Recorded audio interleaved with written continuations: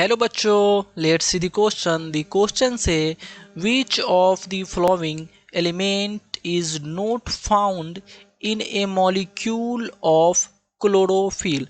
हमसे क्वेश्चन में पूछा जा रहा है कि क्लोरोफिल के मॉलिक्यूल में कौन से एलिमेंट देखने को नहीं मिलते हैं। Option A magnesium, option B zinc, option C carbon and option D is oxygen. ये चारों एलिमेंट में कौन से एलिमेंट है जो क्लोरोफिल के मॉलिक्यूल में देखने को नहीं मिलते हैं। तो चलिए बच्चों, हम लोग इस क्वेश्चन को सॉल्व करेंगे थ्रू दी कॉन्सेप्ट। तो इस क्वेश्चन के की कॉन्सेप्ट की अगर हम बात करें, की कॉन्सेप्ट, सबसे पहले हमें बताने हैं कि ये क्लोरोफिल के वर्क क्या होते हैं। ये क्लोरोफिल इन्वॉल्व किसके लिए होते हैं। क्लोरोफिल क्लोरो क्लोरोफिल ये क्लोरोफिल के फंक्शन क्या है और इसके वर्क क्या होते हैं। क्लोरोफिल बच्चों इन्वॉल्व होते हैं फोटोसिंथेसिस के लिए। तो क्या इसमें हम लोग फर्स्ट पॉइंट ऐड करेंगे, it it involves it involves in photosynthesis it involves in photosynthesis.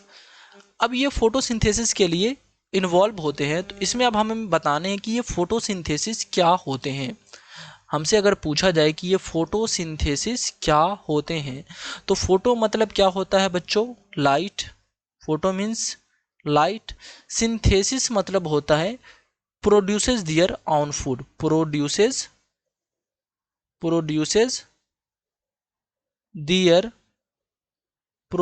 Their own food. इसमें आप एक और पॉइंट ऐड कर सकते हैं, फोटोसिंथेसिस का वर्क होता है लाइट एनर्जी को कन्वर्ट करना केमिकल एनर्जी में। तो हम लोग क्या लिख सकते हैं इसमें, light energy is converted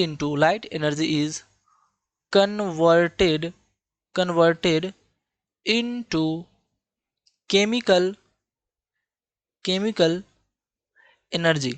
light energy का केमिकल एनर्जी में कन्वर्ट हो जाना, इसी को फोटोसिंथेसिस कहते हैं। अब इसमें अगर बात करें इसके केमिकल इक्वेशन की, फोटोसिंथेसिस के केमिकल इक्वेशन की अगर हम बात करें, तो हमें मालूम है कि क्या होते हैं, इसके अंदर क्या क्या इंक्लूड होते हैं। CO2 लेते हैं और water molecule in the presence of chlorophyll and sunlight. किसके प्रेजेंस में, क्लोरोफिल और सनलाइट के प्रेजेंस में। Chlorophyll and sunlight. और ये किस में कन्वर्ट हो जाते हैं, बच्चों, ये कन्वर्ट हो जाते हैं ग्लूकोज में, C6H12O6 प्लस ऑक्सीजन। अगर इसको आप बैलेंस करना चाहें तो बैलेंस कर सकते हैं। यहाँ पे आप 6 लगाइए, यहाँ पे 6 और 6 मॉलिक्यूल ऑफ ऑक्सीजन। तो ये सारे आपके क्या होते हैं, पॉइंट है किसके, फोटोसिंथेसिस के।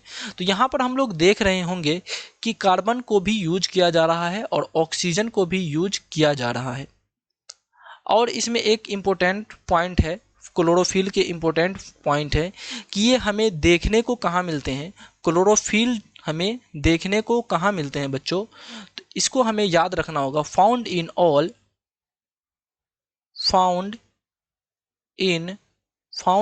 All photosynthetic organism,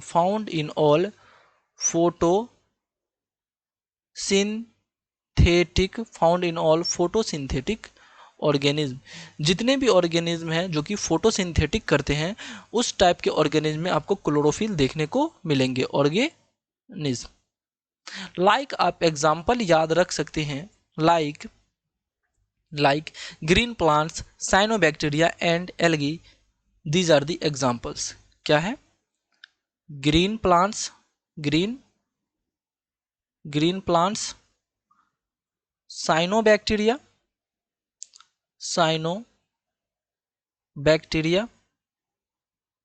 and algae. ये सारे आपके एग्जाम्पल है क्लोरोफिल के। क्लोरोफिल के अंदर जो है फोटोसिंथेटिक ऑर्गेनिज्म, सब ऑर्गेनिज्म में देखने को मिलेंगे, like green plant, cyanobacteria, algae. और इसमें अगर बात करें हम लोग बच्चों, क्लोरोफिल के जो सेंट्रल एटम होते हैं, क्लोरोफिल में जो सेंट्रल एटम होते हैं, इन क्लोरोफिल इसमें जो सेंट्रल एटम होते हैं, सेंट्रल एटम होते हैं, सेंट्रल एटम में मैग्नीशियम देखने को मिलता है। क्या देखने को मिलेगा? मैग्नीशियम, मैग्नीशियम देखने को मिलेगा, Mg। अब हमें क्लियर हो गया कि कौन से ऑर्गेनिज्म, कौन से एलिमेंट है जो कि क्लोरोफिल मॉलिक्यूल में देखने को नहीं मिलेगा। आपका जिंक जो है, जिंक एलिमेंट जो है वो क्लोरोफिल के मॉलिक्यूल में देखने को नहीं मिलेगा। अगर बच्चों यहाँ पे अगर आपको ऑप्शन पोटासियम दिखे, पोटासियम दिखे, तो ये भी आपका राइट आंसर होगा। पोटासियम भी क्लोरोफिल मॉलिक्यूल में देखने को नहीं मिलता है। So the final answer is B. So the final answer is B. I hope you understand it well. Thank you.